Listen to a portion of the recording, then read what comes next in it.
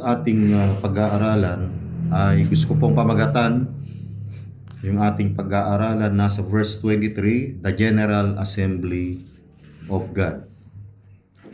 Pag sinabi natin General Assembly, kasama po rito yung mga elect, kasama yung local church, kasama yung universal church, at yung mga santo na nasa sangkalangitan na tinubos ni Kristo sa pamamagitan ng kanyang banal na dugo.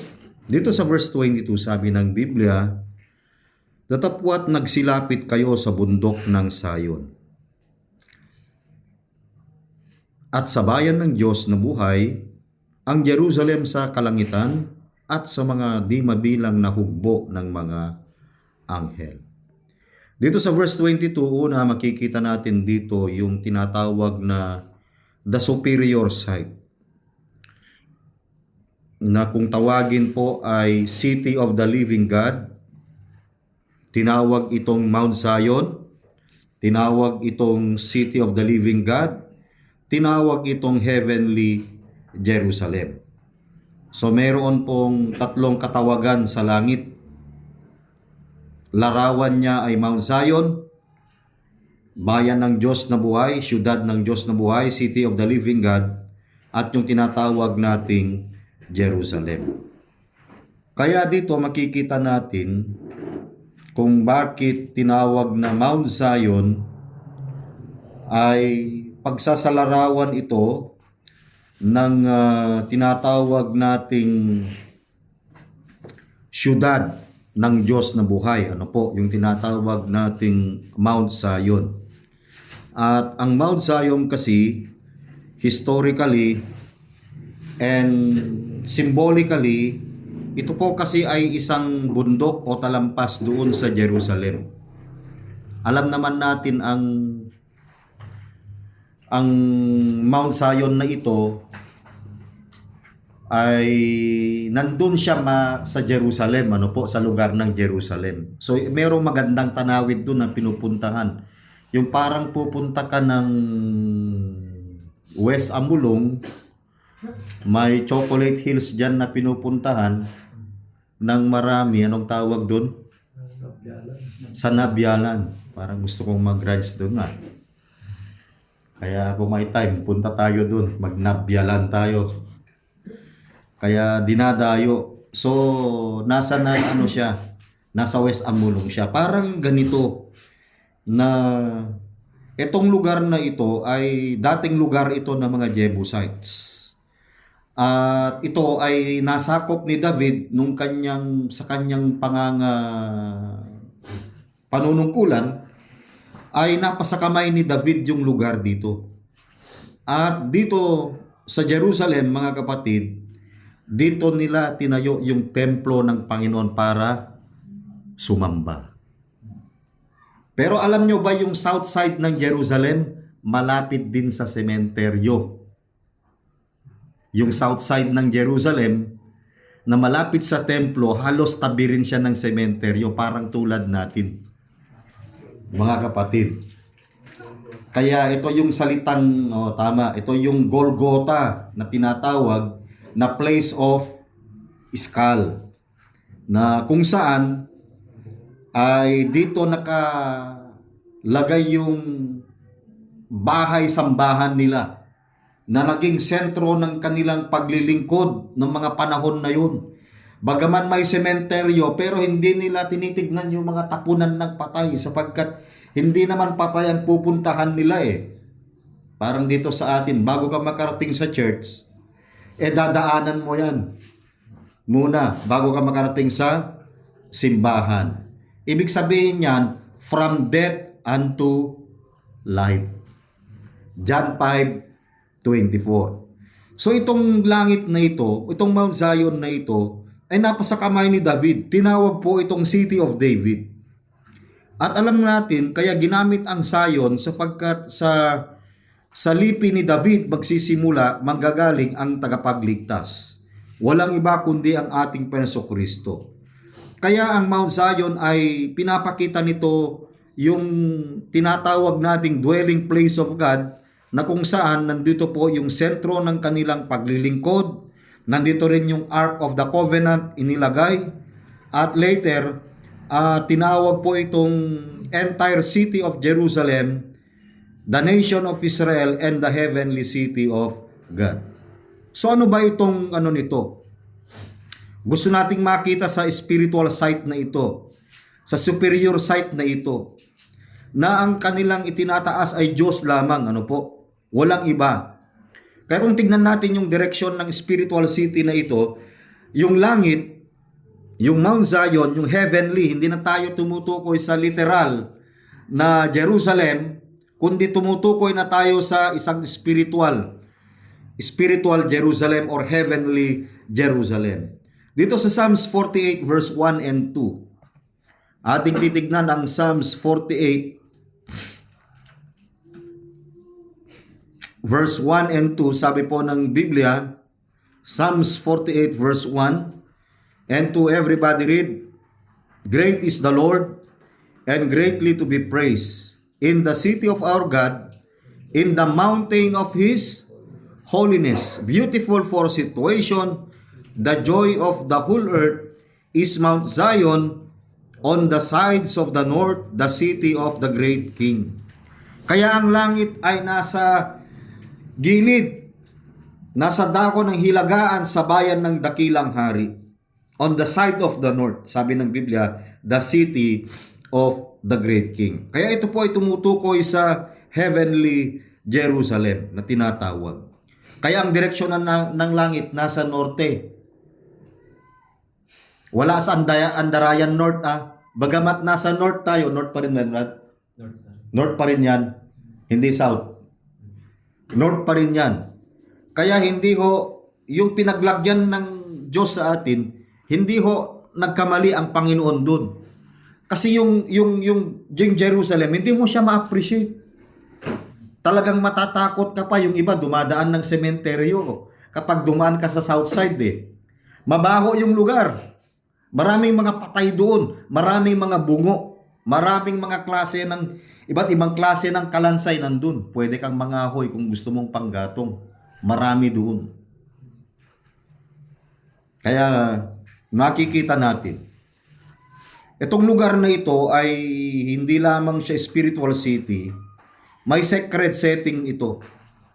At tignan natin yung sinasabi ni Abraham ng Hebrews 11 verse 8 to 10, yung buhay ni Abraham. Hebrews 11 verse 8 to 10. Kaya itong heavenly Jerusalem, the city of the living God, ito yung pupuntahan ng mga hinirang sa kaligtasan. Dito ho tayo mananatili magpakailanman. Kaya yung lugar na ito ay napakaganda. At binanggit ito ng Hebrews chapter 11 verse 8 to 10, sabi ng Bible, "By faith Abraham, when he was called to go out into a place which he should after receive for an inheritance, obeyed, and he went out not knowing whither he went. By faith he sojourned in the land of promise, in a strange country, dwelling in tabernacles with Isaac and Jacob, the heirs with him of the same promise." Nung tinawag ng Diyos si Abraham, sabi niya, umalis ka dyan sa lugar mo at pupunta ka doon sa lugar na ipinangako ko sa iyo, sabi ng Panginoon sa kanya.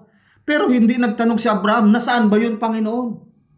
Ang sabi ng Biblia, by faith, he sojourned, naglakbay siya sa lupa ng pangako, na gaya hindi niya sariling lupa, at tumahan siya sa mga tolda na kasama si Isaac, kasama si Jacob, yung kanyang mga anak, na takapagmana ng isang pangako na kasama niya. Verse 10, "For he looked for a city," hindi man lang nakita yung syudad na yun, pero ito na yung pangako ng Diyos sa kanila. "For he looked for a city," sa pag-inaasahan niya ang bayang may kinasasaligan, he looked for a city which had foundations, whose builder and maker is God.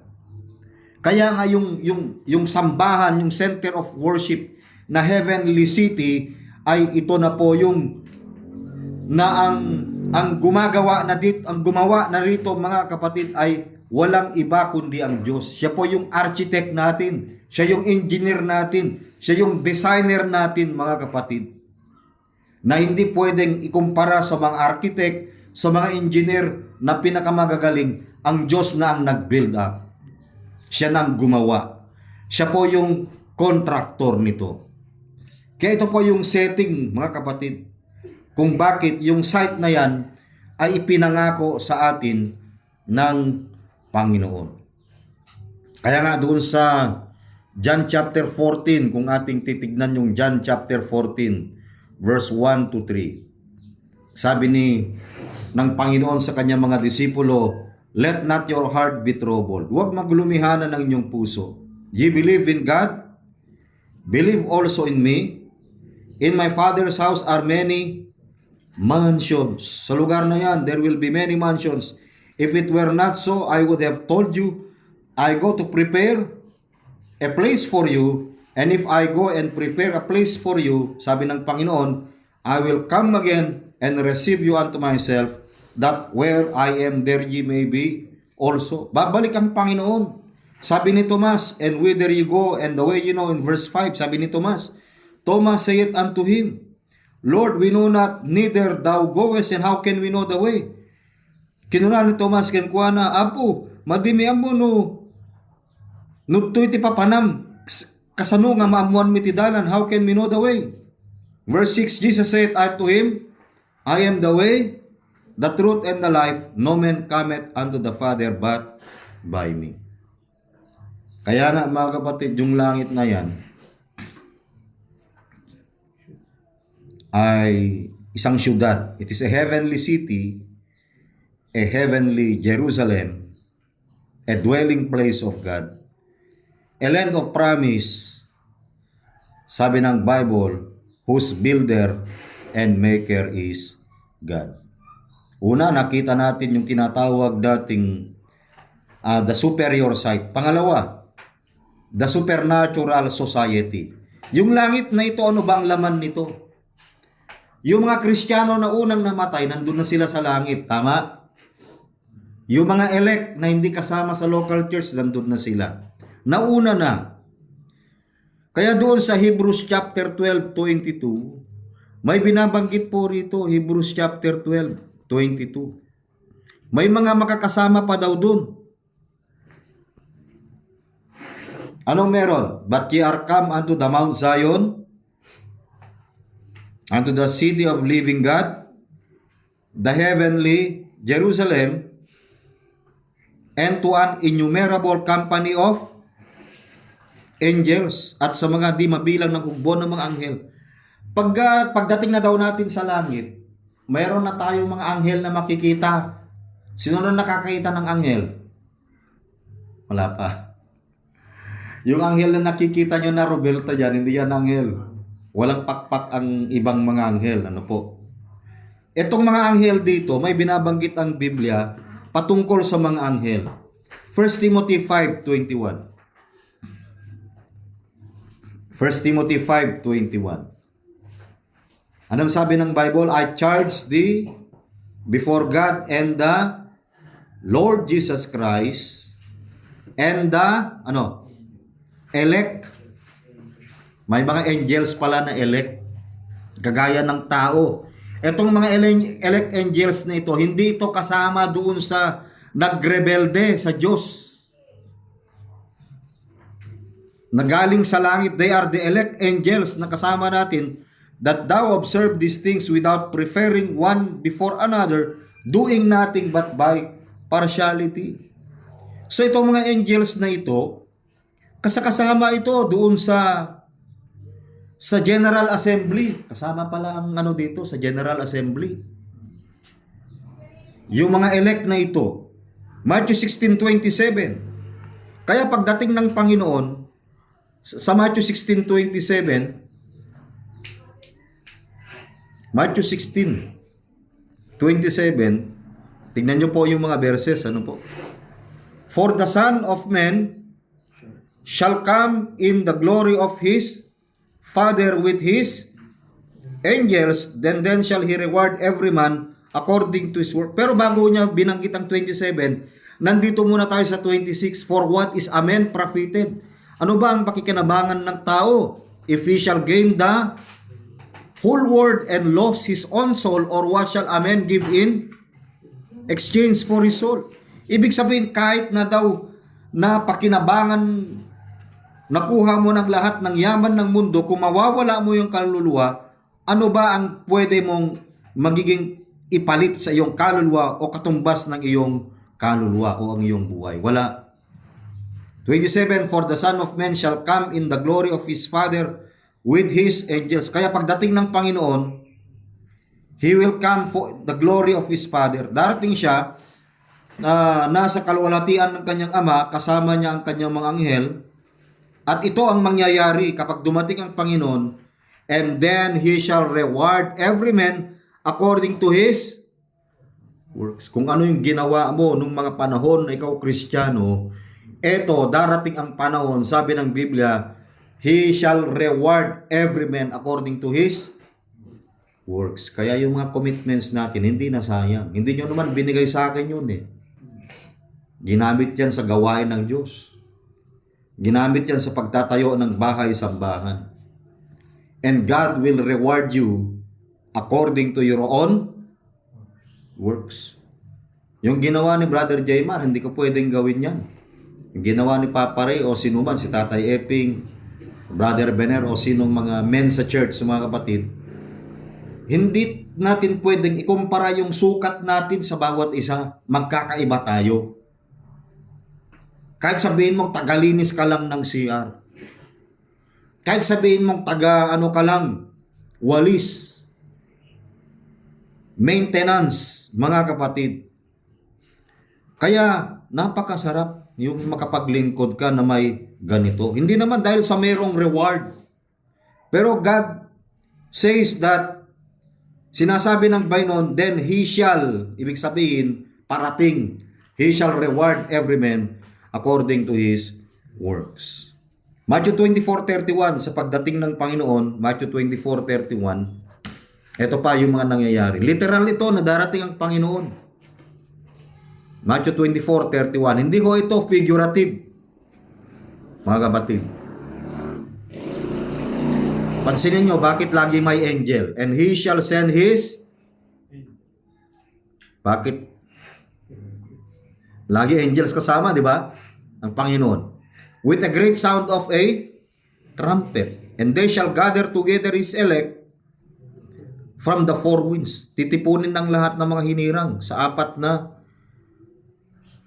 hangin ng sanglibutan, mula sa isang dulo ng langit hanggang sa kabila. Merong gathering. Merong magaganap na assembly. Merong general assembly na magaganap. Ang magkokolekta, ang mga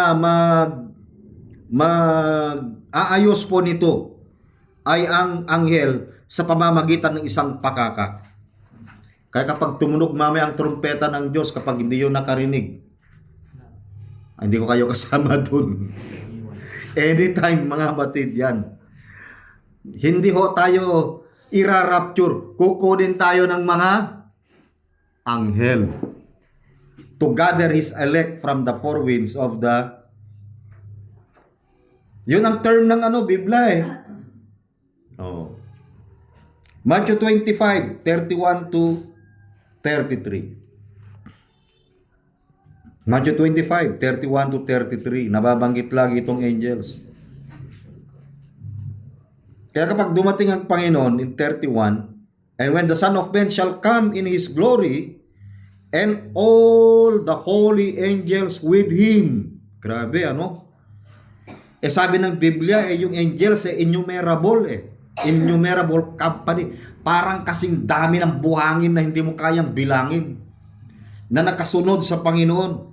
And all the holy angels with him, then shall he sit upon the throne of his glory. And before him shall be gathered all nations, and he shall separate them one from another, as the shepherd divided his sheep from the goats, and he shall set the sheep on his right hand, but the goats on the left.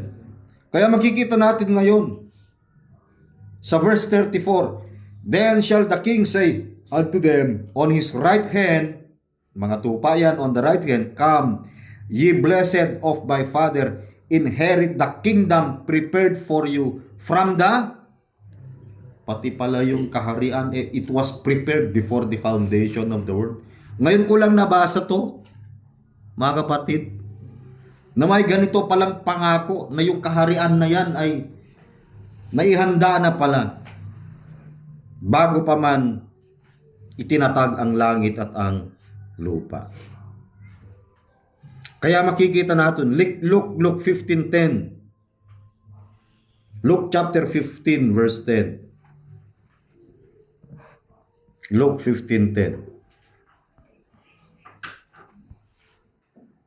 Nung sabi po ng Bible, likewise I say unto you, there is joy in the presence of the angels of God over one sinner that repented. Masaya daw kapag may mga makasalanan, hindi dahil sa sila ay nagsisi, kundi ang mga makasalanan na ito ay binigyan sila ng Panginoon ng pagsisisi dahil mabuti ang Diyos. Romans 2:4. Kaya sila ay nakapagsisi. Kaya mahalaga. Tignan nyo yung namatay yung si Lazarus. Doon sa Luke 16. Luke 16:20. Kahit hanggang kamatayan pala ng tao, ang mga anghel susundo. Kahit pagdating ng Panginoon, susundo pa rin sila. Verse 22. O verse 20 muna. Mas pakibasa verse Luke 16:22 to Luke 16:20 hanggang sa 23. Exit muna ako. Iba yung nararamdaman ko eh. Sige lang kapatid para may record. Basahin lang sabay-sabay Luke 16:20 to 23. Balik ako. And there was a certain brother named Lazarus, which was laid in a grave full of sores, and desired to be prepared with the crumbs which fell from the rich man's table. Moreover, the dogs came and licked his sores. And it came to pass that the brother died, and was carried by the angels into Abraham's bosom. The rich man also died and was buried. And in hell he lifted up his eyes, being in torment, and seeth Abraham afar off, and Lazarus in his bosom. Okay na? Di ba merong isang mayaman dyan? Merong isang mahirap ng pangalan ay Lazarus. Dumating yung panahon na nagkasunod silang namatay. Pero merong kakaiba sa kamatayan na ito. Yung isa walang sundo. Yung isa mayroong sundo. Ang mahirap kung sundo mo kamatayan. Merong sundo. Ano yung sundo? 22. And it came to pass that the beggar died and was carried by the, hindi lang isang angel. Angels, marami. Hindi lang pala angel, maraming sumundo. Plural. It was carried by the, hindi ba nila kayang buhatin ito mag-isa? Kaya, kasi makapangyarihan sila eh. Pero, yung joy ng isang taong nakapagsisi sa pagkakasala, there is joy over a sinner that, over the angels of God, over one sinner that repented. It was carried by the angels into Abraham's bosom. The rich man also died and was buried. Ang masakit, yung isa ay napunta sa pagdurusa. At doon, humihingi ng awa, humihingi ng habag, humihingi ng konsensya o anuman. Pero wala na, lockdown na po yung napuntahan nito. Eternal lockdown. Kaya salamat. Kaya may mga angel na nagbi-minister pala sa atin. Kaya itong mga angels nito, they are ministering in spirits. Kaya sa General Assembly, magkasama pala yung mga angels at saka yung mga tinubos ng Panginoon. I believe itong si Lazarus nandun ngayon. Nakikisaya sila ngayon sa mga ibang mga kapatiran na nauna na. And then ano pa yung laman ng Hebrews 12:22. Tingnan nga natin yung Hebrews 12:22. Binanggit kanina yung innumerable company of angels. 23. Everybody read. To the General Assembly and Church of the Firstborn. Etong General Assembly, elect ito. Yung Church of the Firstborn, ito yung tinubos ni Kristo sa pamamagitan ng kanyang dugo. He is the firstborn of every creator. Ito ay local church. Yung General Assembly, ito na po yung sa term natin na universal. Pag sinabi mong general, ay nasa sangkalangitan, nasa sangkalupaan, at nasa lokal. Ito po yung ano po nito. Pinupunto niya. Kaya ang simbahan, yung kanyang mga tinubos, ay scattered abroad, sabi ng John 11:52. Tignan nga natin uli yun. Mas magandang balik-balikan natin yung John 11 verse 52. Sabi ng Bible, and not for that nation only, kaya yung kamatayan ay hindi lamang sa isang bansa, but that also he should gather together in one. Merong assembly rito, he should gather together in one, as one. Ano yung i-assemble? The children of God that were scattered abroad. May mga anak ng Diyos na nagsipangalat. Saan? 1 John 2:2. 1 John chapter 2 verse 2. And he is the propitiation for our sins, and not for ours only, but also for the sins of the whole world. Kaya ang ating Panginoong Kristo ay naging handog sa ating mga kasalanan, hindi lamang sa ating mga kasalanan, kundi para sa buong sanlibutan. Ibig sabihin yung buong sanlibutan, ito yung mga Kristiyanong kumalat sa buong sanlibutan, na kanyang tinubos sa pamamagitan ng kanyang dugo, at ito yung ibinigay ng Ama sa kanya before the foundation of the world. 2 Timothy chapter 1 verse 9. Ito yung mga nandoon na tinubos diyan sa pamamagitan ng kanyang banal na dugo. Sige, tignan po natin yun, 2 Timothy 1:9. Kahit paulit-ulit po nating binabasa ito, pero gusto nating maiangkla ito sa ating puso at kaisipan. Who hath saved us and called us with unholy calling, not according to our works, but according to His own purpose and grace, which was given us in Christ Jesus before the world began. Before the world began, we are given, binigay na tayo kay Kristo before the world began. Before the world began, sabi ng binasa natin sa Hebrews, pinaghandaan na pala tayo ng kingdom, ng kaharian na para sa atin. At dito makikita natin sa Luke 10:20, ito yung problema ni Pastor Ber. Luke 10:20. Luke 10:20. Anong sabi? Notwithstanding, in this, rejoice not that the spirits are subject unto you, but rather rejoice because your names are written in... Kailan nangyari yan? Before the foundation of the world. We are given as in Christ na pangalanan na, mga kapatid. Bahagi na tayo. Kaya kapag tayo mamatay, balang araw, Luke 20:36. Luke 20:36. Naniniwala ba kayo rito, Luke 20:36, na pagdating ng mga araw ay kapantay na lang natin ang mga anghel? Luke 20:36, neither can they die anymore. Bakit hindi tayo mamamatay? Kasi nagtagumpayan na ng Panginoon yung kamatayan. We will not die anymore, for they are equal unto the... Equal na tayo sa mga anghel. Bakit? Wala na rin kamatayan eh. Wala na rin pagdurusa, wala nang arthritis, wala nang cancer, wala nang rayuma o anumang sakit na nararanasan natin dito sa lupa na siyang sanhi ng ating kamatayan. Wala nang utang. Wala nang buhay. Hindi ka ma-depress. Mga batid, they are equal unto the angels and are the children of God, being the children of the resurrection. Tinawag tayong children of the resurrection. Bakit? Kasi si Kristo nag-resurrect siya, nabuhay siya sa ikatlong araw na maguli upang tayo ay iligtas sa kamatayan na yan na pumapatay. Hindi kayang sanggain ng doktor yan.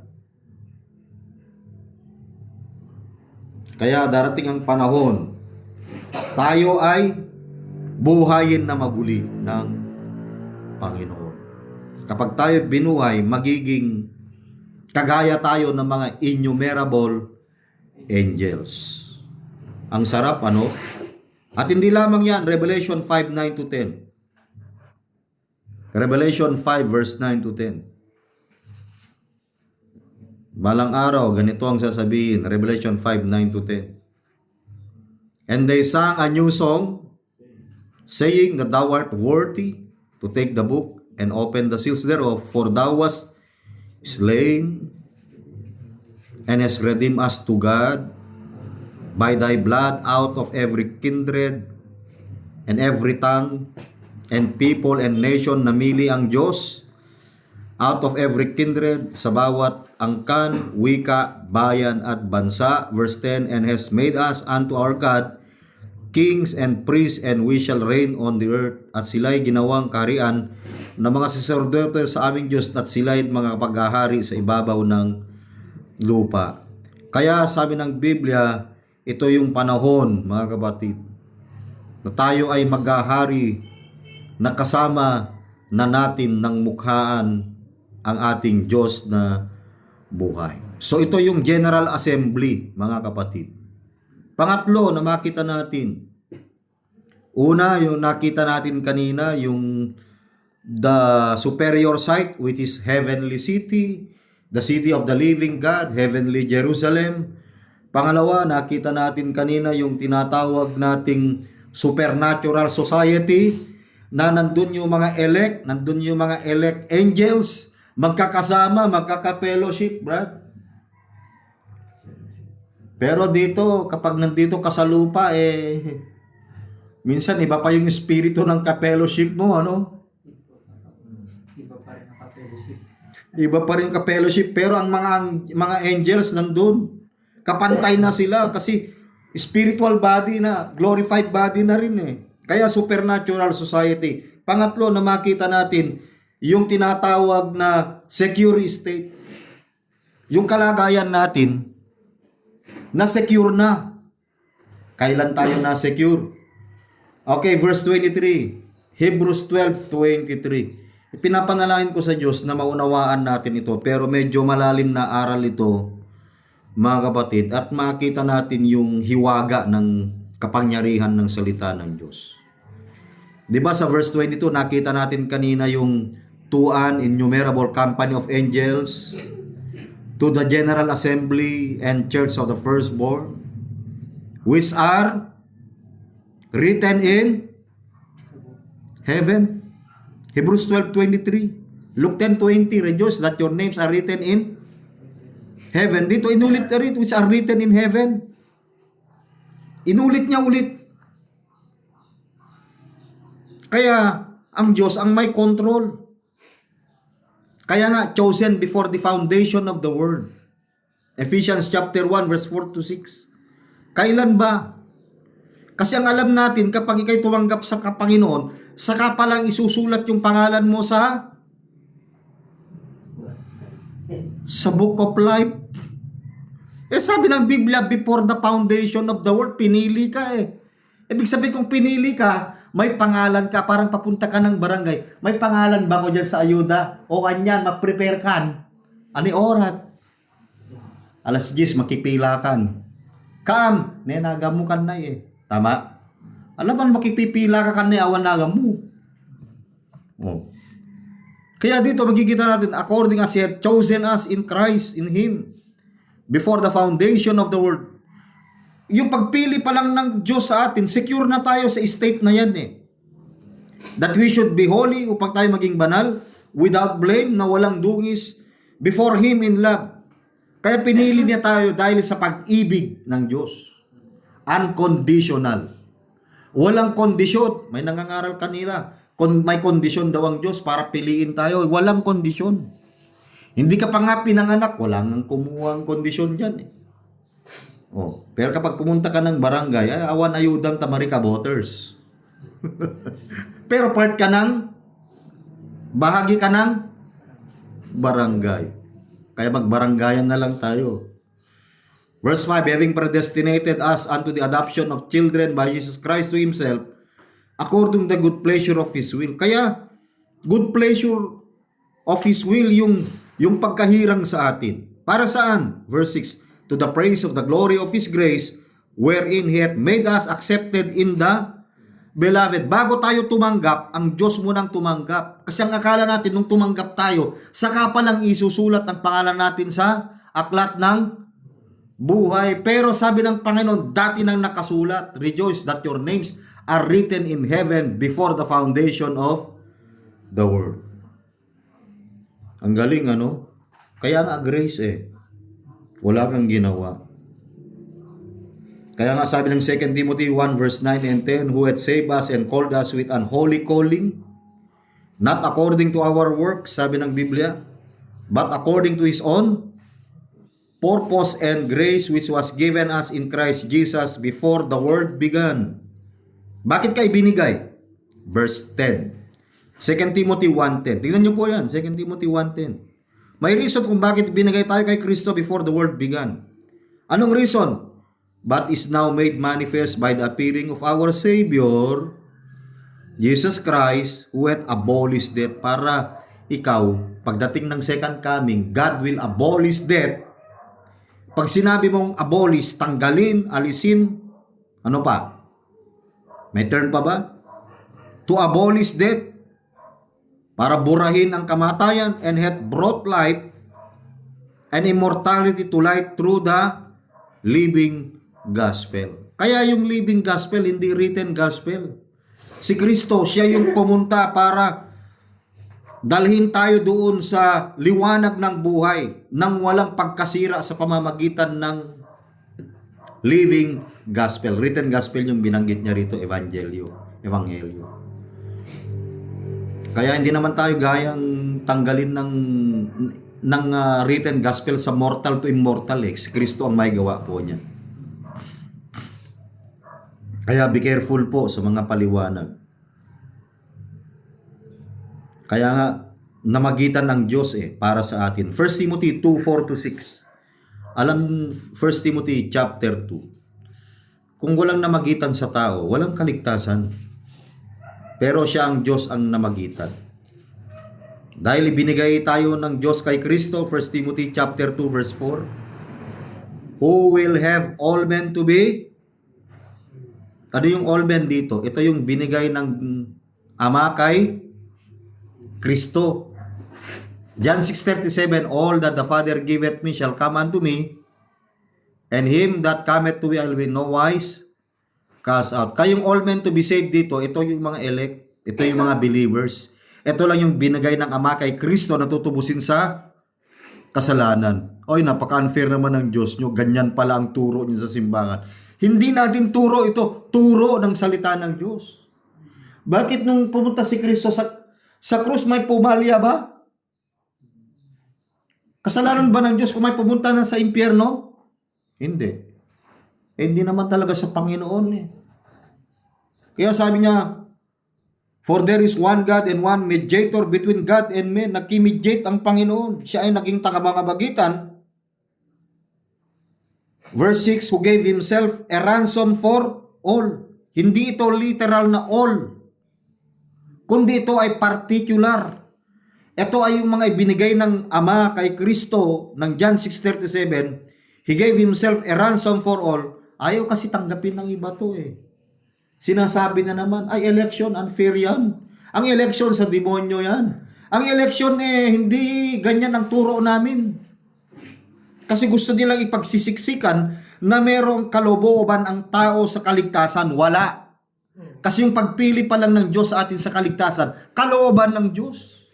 Hindi kalooban ng tao. He gave Himself a ransom for all to be testified in due time.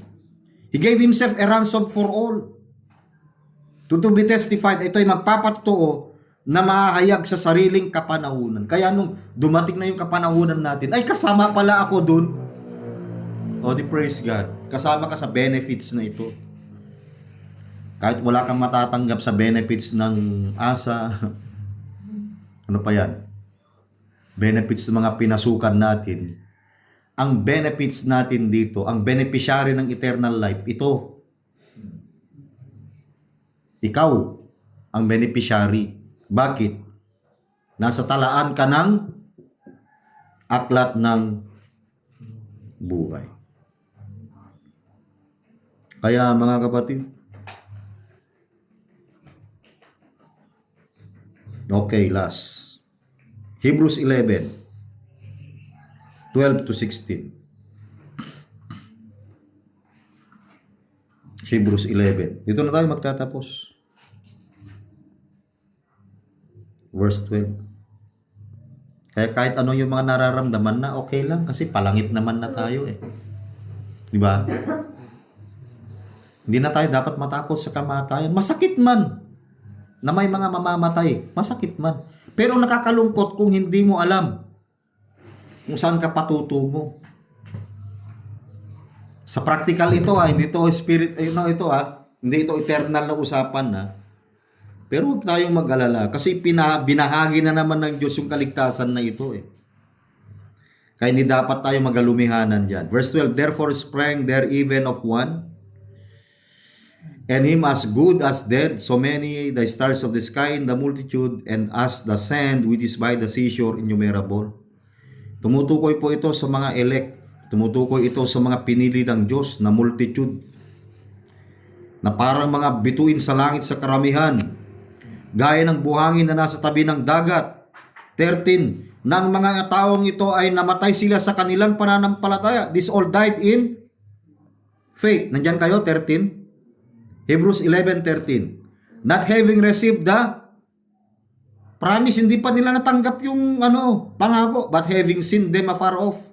Pero nakita nila yung liwanag na yun, and were persuaded of them and embraced them and confessed that they were strangers. Kaya sabi nila, kahit hindi natin nakita yung pangako na yun, balang araw makikita natin yun. Kaya sabi nila, sinasabi ng mga namatay na yun, na nauna na sa atin, na sila ay pawang taga-ibang bayan. They were strangers and pilgrims on the earth. Ganito naman ang buhay natin, hindi tayo tagalupa eh. We are just strangers, estranghero tayo, and pilgrims. Manlalakbay tayo dito sa lupa, sa ibabaw ng lupa. Verse 14, for they that such thing declare plainly that they seek a country. Verse 16, 15, and truly if they had been mindful of that country from whence they came out, they might have had opportunity to have returned. 16, ito ang maganda. Ito na yung pangako na hindi natikman ng marami, na nakaramihan ay nakarating na sila roon sa verse 16 na ito. But now they desire a better country that is heavenly. Wherefore God is not ashamed to be called their God, for He hath prepared for them a city. Let not your heart be troubled. Ye believe in God, believe also in me. In my Father's house are many mansions. If it were not so, I would have told you, I go to prepare a place for you. And if I go and prepare a place for you, I will come again and receive to you unto myself, that where I am, that ye may be ye also. Last, Hebrews 9:26 to 28. Ito yung pinaka-exciting part.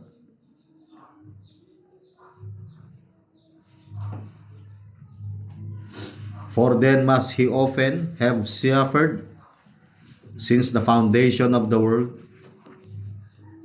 May suffering na before the foundation of the world, since the foundation. But now once in the end of the world, hath he appeared to put away sin by the sacrifice of First coming yan. He came away to put away sin by the sacrifice. Inilaan niya. Ibinigay niya yung kanyang sarili doon sa krus. Nagdusa siya, naghirap siya, nagtigis ng dugo para sa ating mga kasalanan. Sabi ng Hebrews 9:22, that without the shedding of blood, there is no remission. He put away sin by the sacrifice of himself. Bakit? Ito kasi ang dahilan sa 27. Kasi ang tao ay mamamatay na walang kalaban-laban. And as it is appointed unto men once to die, but after this the judgment. So Christ was once offered. Kaya ito yung dahilan kung bakit si Kristo ay naparito. He was once offered to bear the sins of many, and unto them that look for Him shall He appear the second time. Mag-a-appear siya sa second time. Darating uli siya in the second time without sin unto salvation. Nababaklasin na ang kamatayan, babaklasin na ang mga bulok na katawan na ito na ina-arthritis, na paika-ika, na hindi makalakad dahil sa masasarap na pagkain. Darating ang Panginoon para ibigay yung mortal body, ay tanggalin yung mortal body to immortal body, from corruptible body to from corruptible body into incorruptible body. At doon, sabi ng Biblia, magiging kapantay natin ang mga anghel na nasa sangkalangitan. Amen? Kita mo, baka mapapatulala ka lang sa langit, may anghel. May Panginoon na nandun. Makikita mo yung iba't ibang anghel, may cherubims, may seraphims. Meron isang bola na malaki ang puno ng mata, tapos may mga pakpak. Tapos naka ano lang sa Panginoon, nakayuko. Ang binabanggit lang nila, sabi ni Isaiah ay, Holy, holy, holy, the Lord God Almighty. Ganun lang paulit-ulit. Ministry nila yun. Umiiyak pa mga yun. Pero balang araw, kapantay na natin yung mga yun. Salamat sa Panginoon, nawa ngayong hapon ay pinagpala tayo ng Diyos sa pamamagitan ng kanyang salita. Kaya ito po yung tinatawag po nating General Assembly of God. Magandang hapon po.